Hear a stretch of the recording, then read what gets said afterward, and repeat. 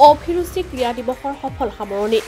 ২৭ গৰাকী ভাৰতক প্ৰতিনিধিত্ব কৰা খেলুৱৈক সম্বৰ্ধনা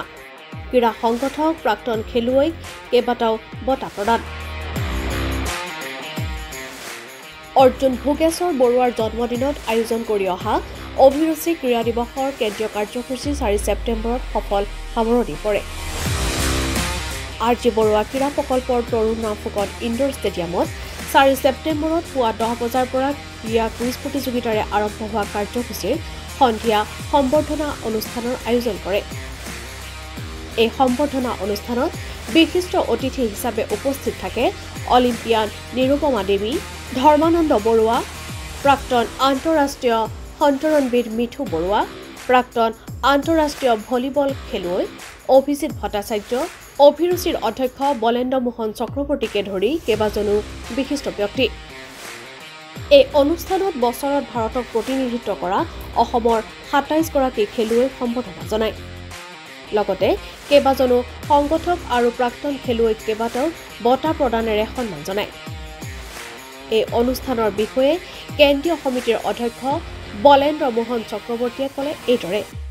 আমাৰ এই ক্ৰীড়া দিৱসৰ উদ্দেশ্য আছিল দুটা ভোগেশ্বৰ বৰুৱাৰ জীৱন্ত কালত আমি সকলোৱে মৰম যচা উচিত জাতীয়ভাৱে সেইকাৰণে জন্মদিন 3 ছেপ্টেম্বৰত 84 চনত মানে অভিৰুচি ক্ৰীড়া দিৱস হিচাপে পালন কৰিছিলোঁ আৰু সৌভাগ্যৰ বিষয় যে লাহে লাহে গোটেই ৰাজ্যখনতে বিয়পি পৰিছে সকলো আগ্ৰহী তেওঁৰ জন্মদিনটো উদযাপন কৰাৰ কাৰণে আৰু এইবাৰ শতাধিক ঠাইত অভিৰুচি ক্ৰীড়া দিৱস উদযাপিত হৈছে আজি যোৱাকালি সামূহিক দৌৰ পিটি এণ্ড ডেন্স কম্পিটিশ্যন বৰ সুন্দৰভাৱে হৈ গৈছে আৰু যোৱাকালি লাভলীনা আহি আৰু ক্ৰীড়ামন্ত্ৰী আহি অসমত আহি কৌস্তভ বঢ়াইছে আৰু তাতোকৈ আনন্দৰ কথা যে একালৰ অসমৰ ভাল ফুটবলাৰ প্ৰখ্যাত ফুটবলাৰ ভাৰতীয় দলক প্ৰতিনিধিত্ব কৰা আমাৰ যিগৰাকী অইলৰ ডাইৰেক্টৰ তেখেত আহিছিল নাচ আহি আমাৰ এই কৌস্তভ বঢ়াইছে আৰু আজি আমাৰ দ্বিতীয় দিনা এই দ্বিতীয় দিনাত ৰাতিপুৱা আমাৰ আছিলে কুইজ কম্পিটিশ্যন আমাৰ স্কুল চিলড্ৰেন আৰু আবেলি যোৱা বছৰটো ভাৰতীয় দলত প্ৰতিনিধিত্ব খেলুৱৈসকলক আমি অকণমান সন্মান জনাব খুজিছোঁ ৰাজহুৱাভাৱে স্বীকৃতি প্ৰদান কৰিব খুজিছোঁ আৰু এই অনুষ্ঠান একেবাৰে ইতিমধ্যে সামৰি পৰা অৱস্থাত যিসকল খেলুৱৈ ভাৰতীয় দলত প্ৰতিনিধিত্ব কৰিছে যোৱাবাৰ সেইসকলক সন্মান জনাইছোঁ ২৭ গৰাকী যোৱা বছৰটো তাৰ উপৰিও আৰ জি বৰুৱা এৱাৰ্ড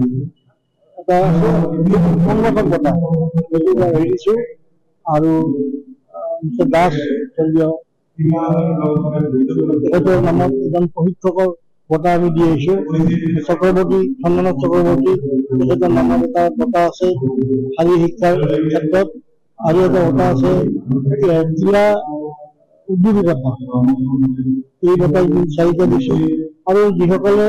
অঞ্চলত ৰাজ্যখনৰ কাৰণে খেলা ধূলাৰ উন্নতিৰ কাৰণে প্ৰচেষ্টা চলাই আহিছে সেইসকলকো আমি 5 গৰাকী ইতিমধ্যে আমি সন্মান ৰাখিছোঁ ইয়াৰ উপৰিও আমাৰ বিভিন্ন ৰাজ্যত বিভিন্ন ঠাইত অসমৰ বিভিন্ন ঠাইত যিসকলে এই দিৱস উদযাপন কৰিছে তেওঁলোকেও এই ধৰণে অনুষ্ঠান পাতিছে মই তেখেতসকলক ধন্যবাদ জনাইছোঁ আৰু আজিৰ এই সভাখনত সুস্থ হৈ থকা মই যিজন মহান ব্যক্তিৰ কাৰণে আমি এই অনুষ্ঠানটো পাতি আছোঁ অৰ্জুন ভোগেশ্বৰ বৰুৱাদেৱৰ সুস্বাস্থ্য কামনা কৰিলোঁ তেওঁ সোনকালে শৰীৰ যি অসুখ হৈছে খোজ কাঢ়িব নোৱাৰা সেই বস্তু সোনকালে ভাল পাওক তাৰে বাবে আমি জনোৱাৰ লগতে সকলো অসমবাসী ৰাইজক ভগৱানৰ ওচৰত প্ৰাৰ্থনা জনাইছোঁ এইজন মহান অসমীয়া সন্তানক যাতে ভগৱানে সোনকালে সুস্থ কৰি দিয়ে লগতে বঁটা গ্ৰহণ কৰা প্ৰাক্তন ভলীবল খেলুৱৈ অভিজিত ভট্টাচাৰ্যই ক'লে এইদৰে আৰ জি বৰুৱাৰ দৰে এজন লিজেণ্ডাৰী তেখেতৰ নামত এটা এৱাৰ্ড পোৱা মোৰ কাৰণে বহুতেই ডাঙৰ সন্মান মই আশা কৰিছোঁ যে মই যোনটো সন্মান দিছিলোঁ যাতে মই লৈ যাব পাৰিম লণ্ডন খেলুৱৈ বনগীতা হাজৰিকাই সম্বৰ্ধনা গ্ৰহণ কৰি মনৰ ভাৱ প্ৰকাশ কৰিলে এইদৰে যথেষ্ট মানে মই সৌভাগ্যৱান বুলি ভাবোঁ। এই এনেকুৱা ভোগেশ্বৰ বৰুৱা ছাৰৰ জন্মদিনৰ দিনাখন মই আজি এনেকুৱা এটা বঁটা পাবলৈ সক্ষম হৈছোঁ। সেইকাৰণে অভিৰুচি দিনটোতো আজি সঁচা আমি সকলো আশাবাদী ৰাইজে আমি চেলিব্ৰেট কৰোঁ আৰু সেইটো আজি এনেকুৱা শুভ দিনত মই সুযোগটো পাইছোঁ। মই নিজে এচিভমেণ্টটো মই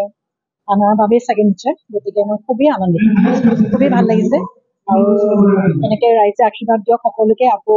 ভোগেশ্বৰ বৰুৱা ছাৰলৈ মানে একদম তেখেতৰ আৰোগ্য কামনা কৰিছোঁ। তেখেতে আজি হয়তো আমাৰ মাজত আজি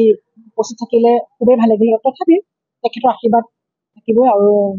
তেখেতৰ দীৰ্ঘায়ু কামনা কৰিছোঁ। ক্ৰীড়াপ্ৰেমীয়ে আশা কৰিব ভোগেশ্বৰ বৰুৱাৰ জন্মদিনটোত সমগ্ৰ অসমতে যুগ যুগান্তলৈ অভিৰুচি ক্ৰীড়া দিৱস উদযাপন হৈ থাকক। ভিডিঅ' জাৰ্নেলিষ্ট ৰঞ্জিত গায়নৰ সৈতে ভাৰ্গৱ বৰাৰ প্ৰতিবেদন, অলিম্পিয়া স্পৰ্টছ।